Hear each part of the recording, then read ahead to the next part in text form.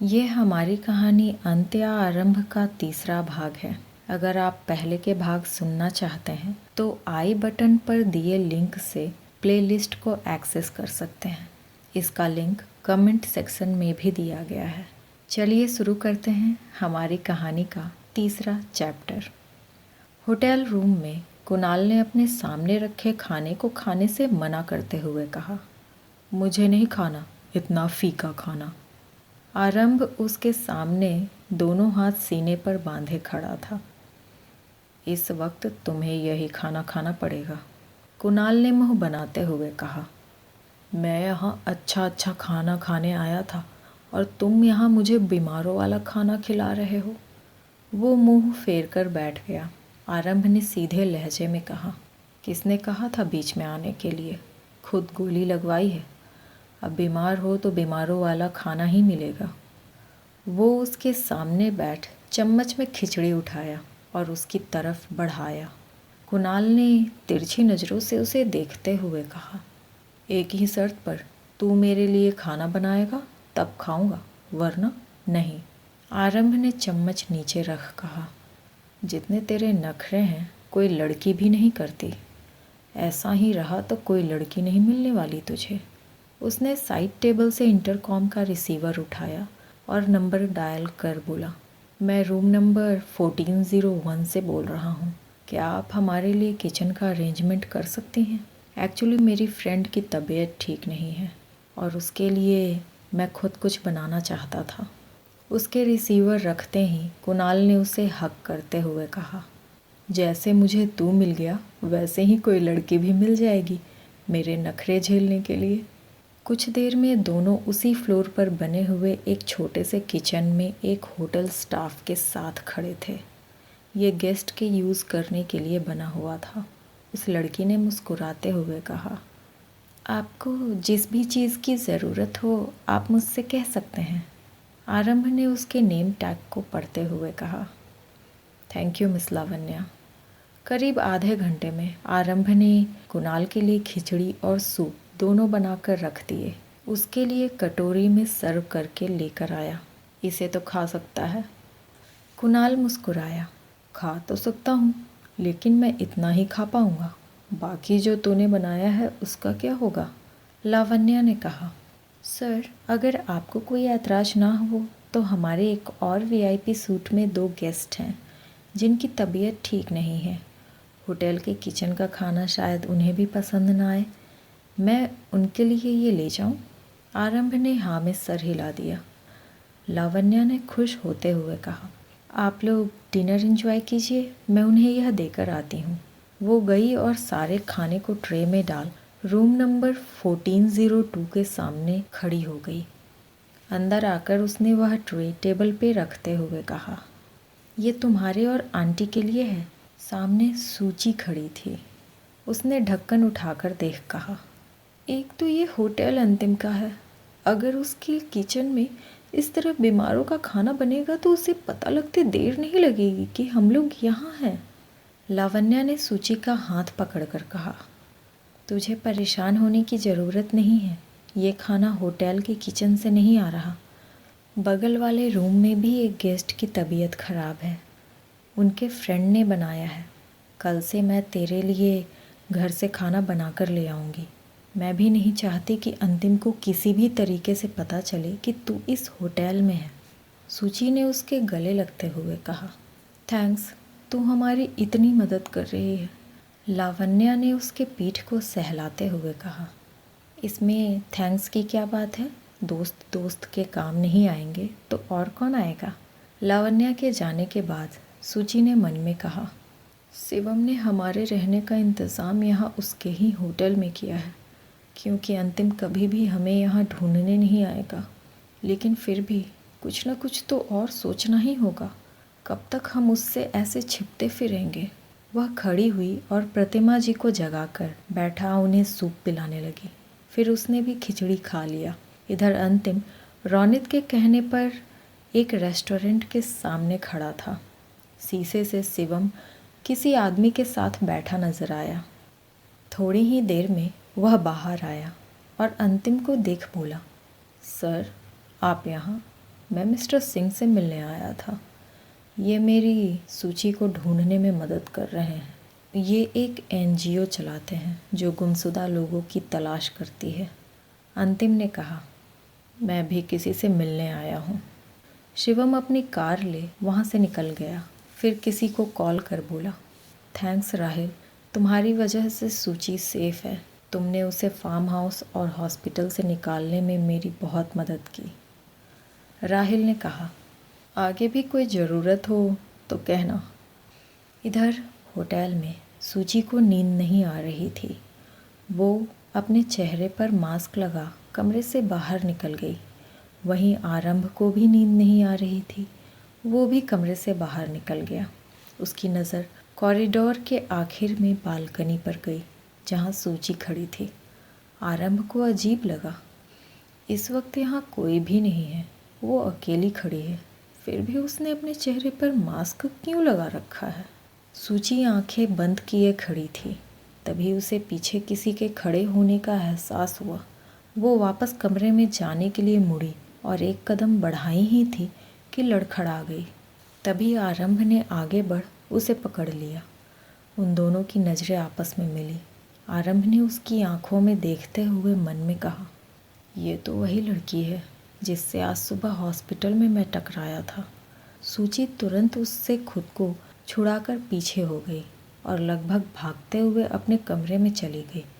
आरंभ ने उसे देखते हुए धीरे से कहा, मैंने तो कुछ कहा भी नहीं, ना ही कुछ किया, फिर उसने ऐसे क्यों रिएक्ट किया।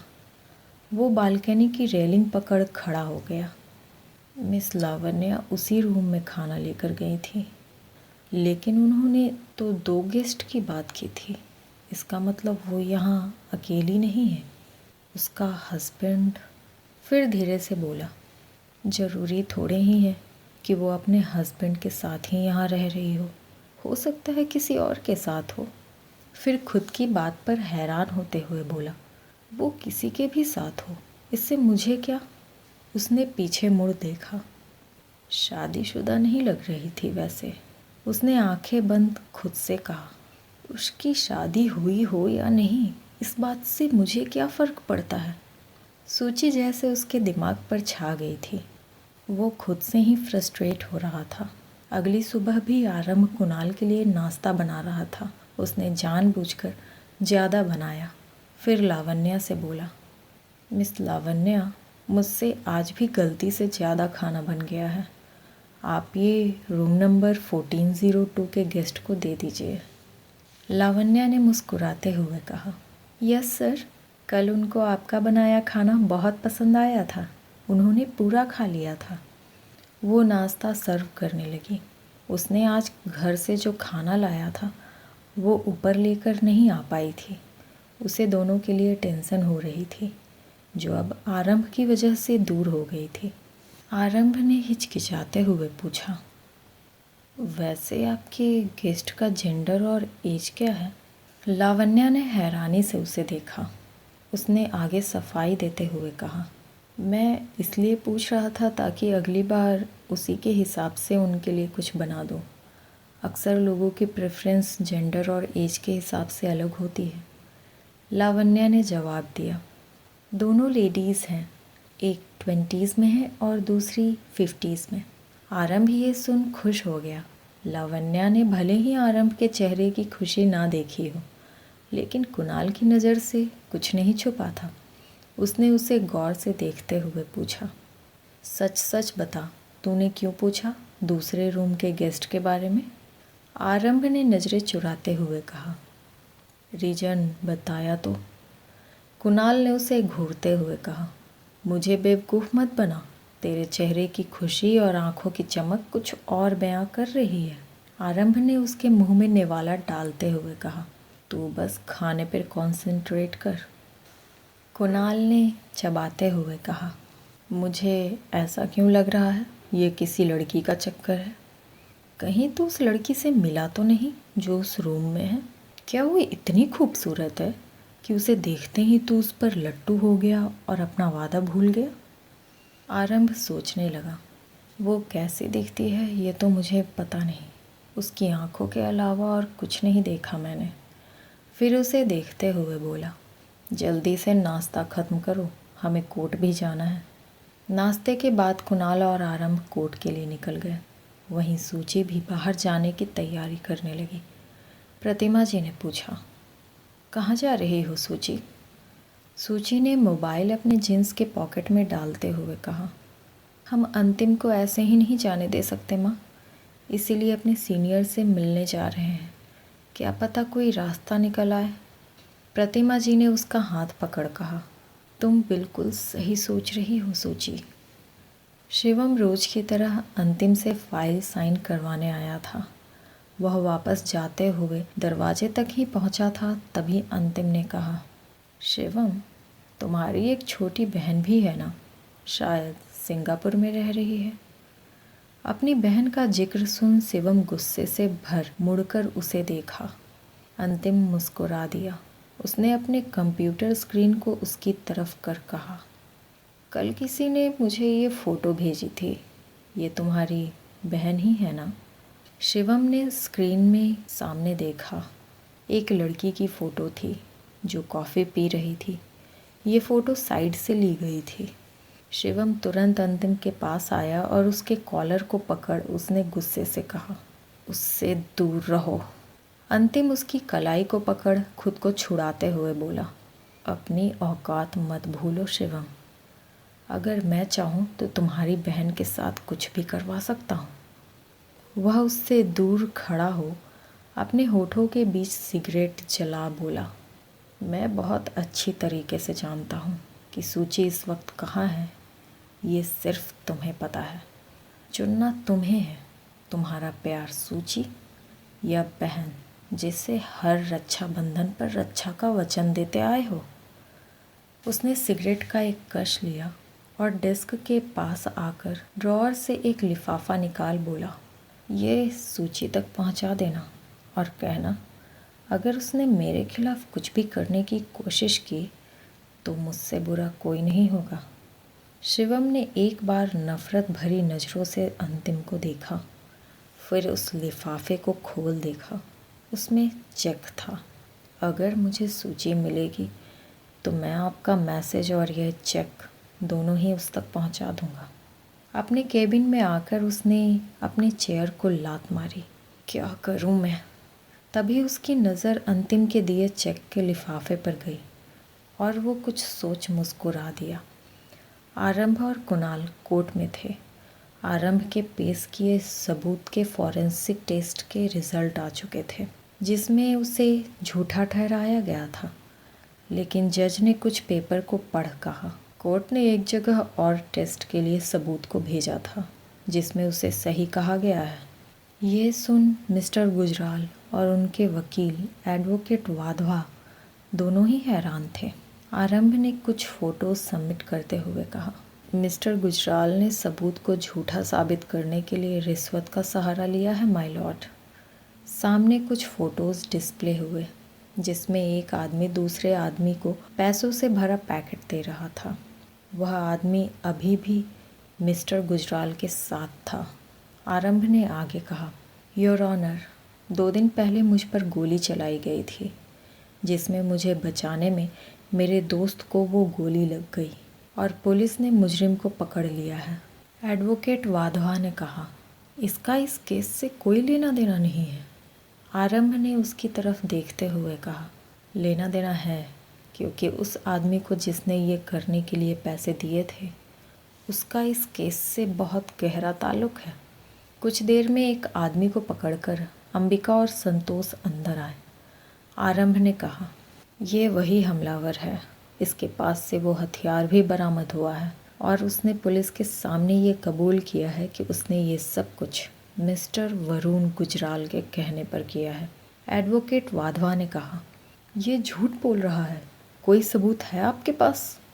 हमलावर ने कहा, मेरे पास सबूत है। उसने कुछ रिकॉर्डिंग्स और फोटोज़ दिखाए। एडवोकेट वाधवा अपना सर पकड़ बैठ गए। वो जानते थे वो ये केस हार गया है। कोर्ट ने विराट को 4 साल और मिस्टर गुजराल को 2 साल की सज़ा सुनाई। एडवोकेट वाधवा ने कहा, मैंने आपसे कहा था आरंभ ओबरॉय को हल्के में मत लीजिएगा। लेकिन फिर भी आपने उस पर हमला करवाया। ऊपर से वो आदमी पकड़ा गया। मिस्टर गुजराल ने कहा, हमारी बेल का इंतज़ाम करो। एडवोकेट वाधवा ने कहा, मैं अब आपकी कोई मदद नहीं कर सकता। कोर्ट के बाहर चित्रा और उसकी माँ आरंभ का शुक्रिया अदा करते थक नहीं रहे थे। तभी आरंभ के ऊपर हमला करने वाला हमलावर पुलिस के साथ उसके बगल में खड़ा हुआ। आपने सच बोलने कहा था, मैंने वो कर दिया। अब आप भी अपना वादा निभाइए। वो एक नज़र आरंभ की तरफ देख चला गया। चित्रा ने पूछा, उसने ये किससे कहा? आरंभ ने जवाब दिया, पता नहीं। कुणाल मुस्कुरा दिया। उसने मन में कहा, किसी बात के लिए अजनबी बनना तो कोई इससे सीखे। उस आदमी के साथ इतना सब करवा कर मासूम बन रहा है। अगर आरंभ नहीं होता तो वह कभी गुजराल के खिलाफ गवाही नहीं देता। सूची रेस्टोरेंट के प्राइवेट रूम में बैठी किसी का इंतज़ार कर रही थी। तभी दरवाज़ा खुला और हील पहने एक लड़की अंदर आई। वो अंतरा थी। सूची ने अपने मुंह से मास्क नीचे किया।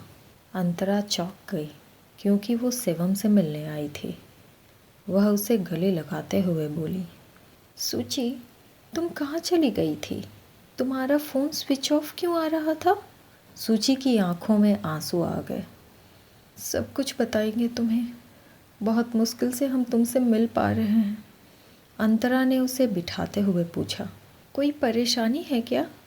सूची ने उसका हाथ पकड़ा। समझ नहीं आ रहा कहाँ से शुरू करें।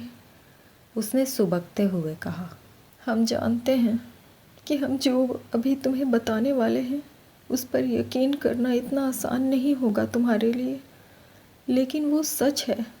उसने अपने सर और अपने गर्दन पर से बैंडेज हटा निशान को दिखाते हुए कहा, ये सब कुछ मुझे तुम्हारे जन्मदिन की रात उस फार्म हाउस में मिला है। अंतरा परेशान हो गई। सूची उसके लिए बहन जैसी थी।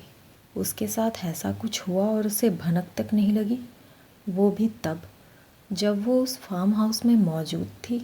सूची ने आगे कहा, उसने कोई कसर नहीं छोड़ी। हमारे मान को अपने पैरों तले रौंद डाला। लाख मिन्नतें की हमने उससे हमें छोड़ देने की, लेकिन किसी चीज़ से उसे फ़र्क नहीं पड़ा। इतना कहते ही सूची फूट फूट कर रोने लगी। अंतरा ने तुरंत उसे गले से लगा लिया। उसके आंखों से आंसू बहने लगे। वो उसकी पीठ सहलाकर उसे शांत करने की कोशिश करने लगी। कुछ देर बाद उसने पूछा, किसने किया ये? किसकी हिम्मत हुई तुम्हें छूने की? सूची ने मुंह खोला। अंतिम आहूजा। ये नाम सुनते ही अंतरा के पैरों तले से जैसे ज़मीन ही खिसक गई। उसकी पकड़ अनजाने में ही सूची पर से ढीली हो गई। सूची ने यह महसूस कर खुद को उससे अलग किया और उसके आंखों में देखने लगी, जहाँ बेयकीनी के सिवा और कुछ नज़र नहीं आ रहा था। कुछ देर तक दोनों चुप रहे। फिर सूची ने धीरे से कहा, हमने कहा था तुम्हारे लिए यकीन करना इतना आसान नहीं होगा। अब जाकर अंतरा ने सूची को देखा, फिर अटकते हुए बोली, हो सकता है तुम्हें कोई गलत फहमी हुई हो। वो खड़े होकर दूसरी तरफ देखते हुए बोली, भाई ऐसा क्यों करेंगे? वो कभी किसी लड़की के साथ ऐसा कुछ करने के बारे में सोच भी नहीं सकते। ये सच नहीं हो सकता सूची। हो सकता है तुमने चेहरा ठीक से नहीं देखा होगा। वो भाई जो उसके हर खुशी का ख्याल रखता है, उसकी रक्षा का वचन देता आया है, वो उसके ही दोस्त के साथ ऐसा कुछ कैसे कर सकता है? वह ना में सर हिलाने लगी। सूची खड़ी हुई और अंतरा को कंधे से पकड़ अपनी तरफ मोड़ते हुए बोली, क्या तुम्हें लगता है हम सिर्फ शक के आधार पर इतना बड़ा इल्ज़ाम लगाएंगे? अंतरा, अपनी आंखों से उसका वो चेहरा देखा है हमने। 3 दिन तक उसकी कैद में रहे हैं हम और माँ। परसों रात को बड़ी मुश्किल से वहाँ से भाग पाए। अभी भी अंतिम हमें ढूंढ रहा है। अंतरा ने कुछ सोचने के बाद कहा, लेकिन 2 दिन पहले ही तो तुमने मैसेज में कहा था कि तुम अपने रिलेटिव के यहाँ गई हो। सूची सोचने लगी। हमारा फ़ोन हमारे पास नहीं है। वो उस रात अंतिम के रूम में ही रह गया था। अंतरा ने कुछ याद आने पर कहा, लेकिन सूची, उस रात को आंटी का कॉल आया था मेरे पास। तब मैं रूम में तुम्हें ढूंढते हुए गई थी। तुम तब रूम की लाइट बंद कर सो रही थी। मैंने खुद देखा था। सूची उसकी बात सुन हैरान थी। वहीं अंतरा ने उसके कंधे को पकड़ कहा, अंधेरे में तुम्हें पता नहीं चला होगा। कोई और होगा सूची। हो सकता है उसकी आवाज़ भाई से मिलती हो। सूची ने उसके हाथ को हटाते हुए कहा, हम कभी उस रूम तक पहुँचे ही नहीं थे अंतरा। अंतिम उससे पहले ही मुझे ज़बरदस्ती अपने रूम में लेकर चला गया था। उसने जूस में जो आइस डाली थी उसमें ड्रग्स थे, जिसकी वजह से हम खुद को डिफेंड भी नहीं कर पा रहे थे। मुझे नहीं पता तुमने क्या देखा, लेकिन हम सच कह रहे हैं, हमारे पास सबूत है। उसने तुरंत शिवम का दिया मोबाइल निकाला और उसमें से एक वीडियो प्ले किया। उस वीडियो को देख अंतरा खुद को संभाल नहीं पाई और चेयर पर धड़ाम से गिर गई। सूची ने अंतिम का दिया चेक उसके सामने करते हुए कहा, ये अंतिम ने भिजवाया है। अंतरा ने चेक देख सूची की तरफ देखा। सूची ने कहा, खुद सोचो, क्यों देगा अंतिम हमें 50 लाख का चेक? उसे लगता है कि वो हमें इन पैसों से खरीद सकता है। सूची ने उसका हाथ पकड़ कहा, अंतरा, सिर्फ तुम हमें इंसाफ दिला सकती हो। हम अपने सीनियर से भी बात करने गए थे, लेकिन उन्होंने अंतिम का नाम सुन हमारी हेल्प करने से मना कर दिया। इस वक्त तुम हमारी आखिरी उम्मीद हो। अंतरा आंखों में आंसू लिए उसे देखने लगी। एक तरफ उसका भाई था तो दूसरी तरफ उसकी बहन जैसी दोस्त। थैंक यू सो मच इस कहानी को यहाँ तक सुनने के लिए। अगर आपको ये वीडियो पसंद आया तो लाइक कीजिए और अपनी राय रखने के लिए कमेंट कीजिए, और इस चैनल को सब्सक्राइब करना ना भूलें, क्योंकि इस कहानी का अगला भाग इसी चैनल पर आएगा। जल्द ही मिलती हूँ मैं आपसे अगले वीडियो में। तब तक के लिए take care and bye bye.